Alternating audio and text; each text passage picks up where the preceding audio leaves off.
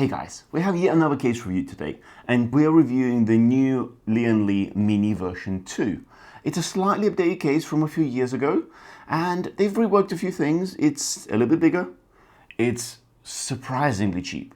Really, I'm actually surprised how good of the value proposition this case is, especially considering what you get for your money. It comes in two variants. You have the standard and you have the flow version. The flow version comes with 5 included fans. We have here the standard version with no fans. And then it comes in 2 different colors, black and white. And actually, oddly enough, they sell it all at the same price, meaning that the black and the white is actually the same price, whether it's with fans or without fans. The difference between the standard and the flow is the 5 fans, as I've mentioned, and it's $10. So you get $2 fans somehow. So actually the value proposition is insane. I haven't tested it yet, but I feel that getting the one with the fans is probably the better choice. They're reversed fans, so they will look cool. And well, let's get into it and see what this particular case is about. There's the case. So it's not a big case. It's, well, mini after all. And we've got some accessories here, so let's go through those first, and then we'll start taking it apart. We have the manual, we have all the little screws and grommets, a GPU bracket, and a little cage. Not a lot of stuff in here, but I do like that it comes with a little plastic holder for all the little bits. So once you've made the build, you can put everything that's left over in here and stash it in a cupboard somewhere, rather than having it inside the little bag. I like that. Now, as to the case itself, it's supposed to be mostly toolless design, so you can take almost everything you need off without taking out your screwdriver or anything else. It's really nice. So start with the top panel.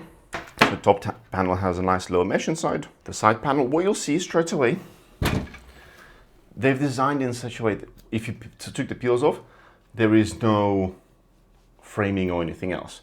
It's just glass on both sides. So they've done it to make it a lot more visually appealing to most users.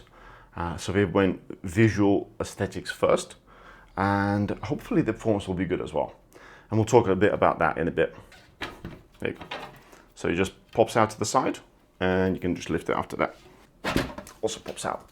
What you can see straight away, it kind of goes and slants down. This is to fit with the 10-degree slant on the front fans. So these fans are actually tilted 10 degrees down, and Lian claims that it improves both aesthetics as well as it improves performance of these fans. So that's a cool way of doing it.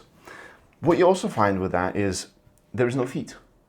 So it's actually pulling the air kind of at the back here, and you can move this, and we can talk about that in a second, but there are basically no feet. It sits flat on the ground, or in this case, on the table.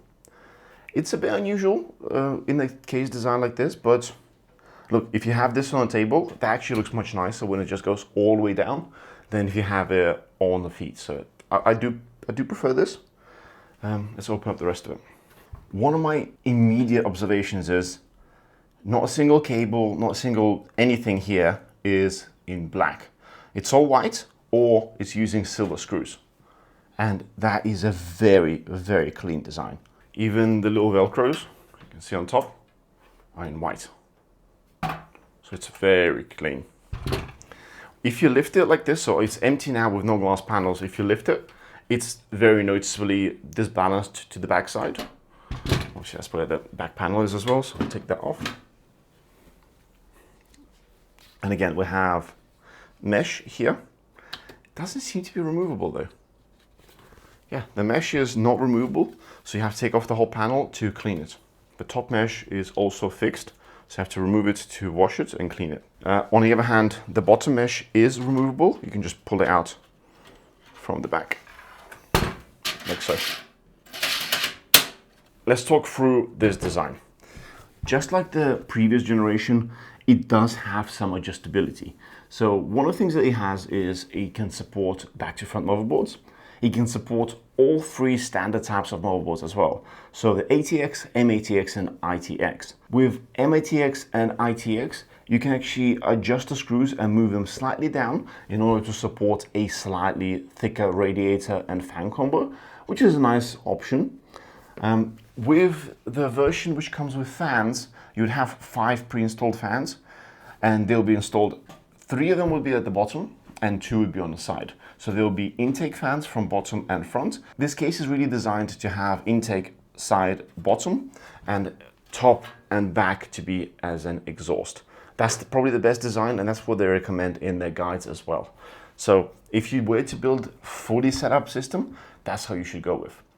In terms of fan compatibility, you can have up to 9 fans in here. So as I mentioned, 3 at the bottom, 2 on the side, then you can have 3 more at the top and 1 at the back.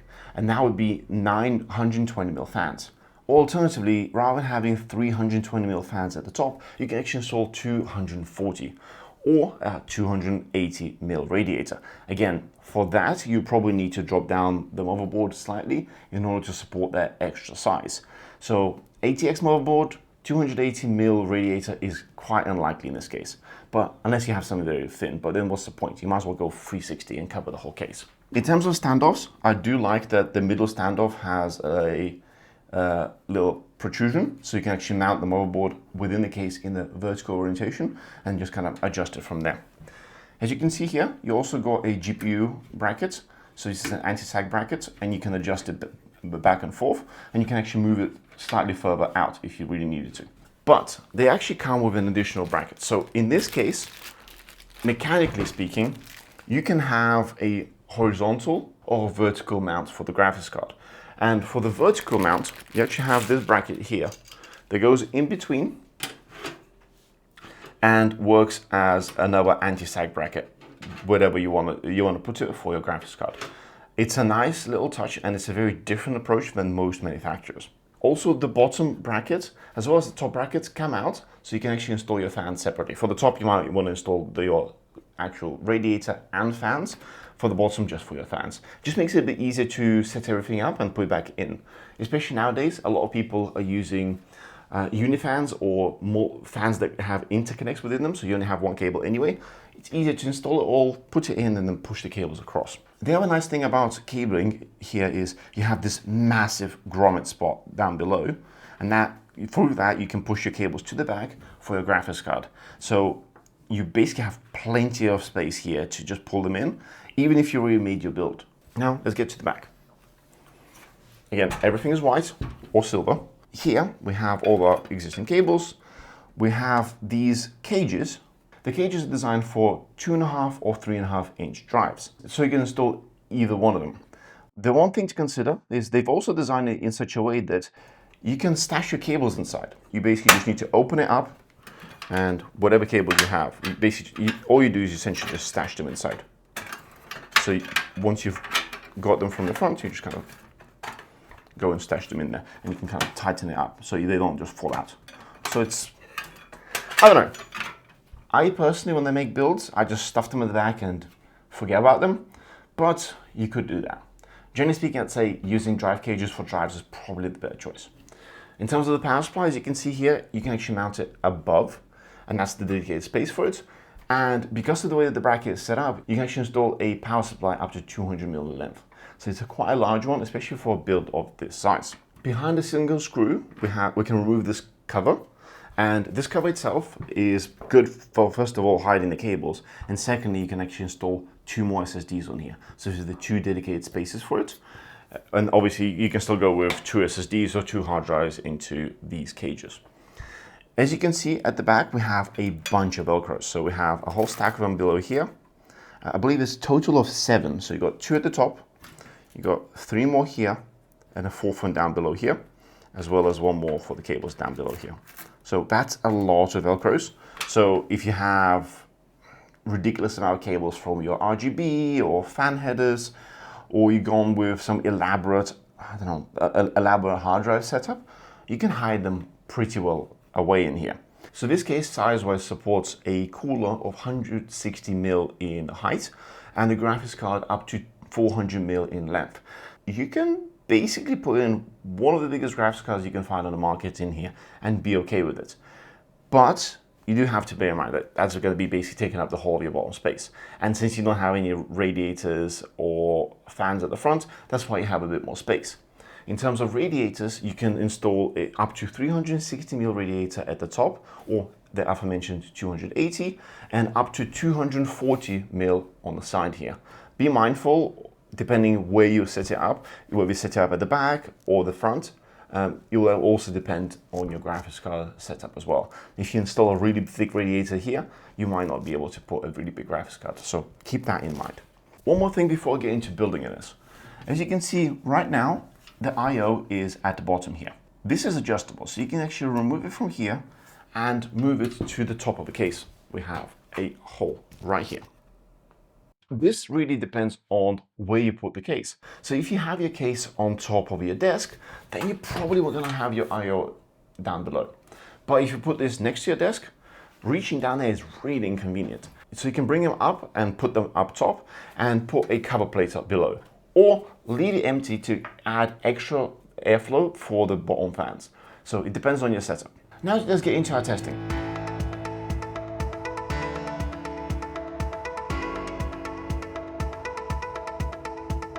Let's go through how the O11D Mini version 2 is to work in, what to watch out for, and a few tips that will save you time. Motherboard first. As expected, this bit is easy. The standoffs line up, the center guide does the alignment work, and with both side panels off, the case feels very open to work with, which makes the whole process much easier. The power supply is almost as easy. The bracket attaches to the bottom, and it is a little awkward to hold with one hand as the other one screws, so I used magnetic screwdriver with the screw preloaded. That made the process less awkward. If you're building solo, put the case face down so the PSU sits in place while you fasten it. Not a deal breaker, just plan for it. I would probably recommend taking the drive cages out while you're wiring. It will give you a bit more room. If you actually need them, drop them back in once the main cables are routed. When cabling, the order matters here. Pull the GPU power leads through at the bottom grommet first, then do your front panel headers, and then the rest. On our board, the grommet sits right where the front header connector wants to live. Doing the GPU cable first avoids fighting for the same space. The horizontal GPU anti-sag bracket is smooth to adjust and easy to reach from the front once the panel is off. One catch on this motherboard is that it covers the front USB header area, so check your board layout before securing it. That said, if you keep it in the stock position, your GPU is likely short enough to avoid sag. A longer card would extend past this area without causing issues for the headers. If you're going vertical, the included anti-sag post expects bottom fans to be installed. In our build with no bottom fans in place, it had nowhere sensible to land. My advice would be to plan for different support if you're skipping these fans. Around the back, there's plenty of space along with a row of Velcro straps. That's a nice inclusion, but the cable channel is so roomy you might not actually need any of them unless you're packing multiple RGB or fan cables and extra drives. As for the fans, the standard version comes without any. With the glass side panel, it can look a little unfinished unless you add your own. If you don't really have a matching set of fans that you're happy with, the floor version is worth that extra $10 for both improved airflow and cleaner overall look. Now over to testing. Since, well, there are no included fans, we're running it exactly as it comes, just our test system dropped right in.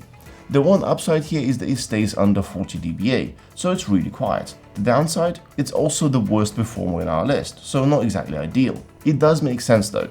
No stock airflow means that the results aren't really showing what this layout can do when it's all set up properly.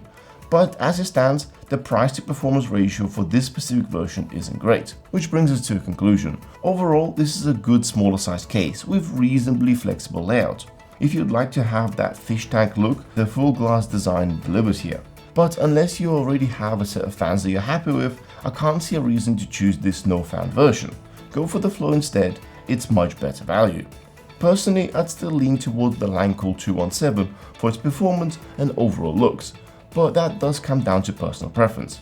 What do you think? Let us know in the comment section below. Thanks for watching. If you think this case might be what you need, check out the link below for more details. As always, don't forget to like this video and subscribe for more. We'll see you in the next one.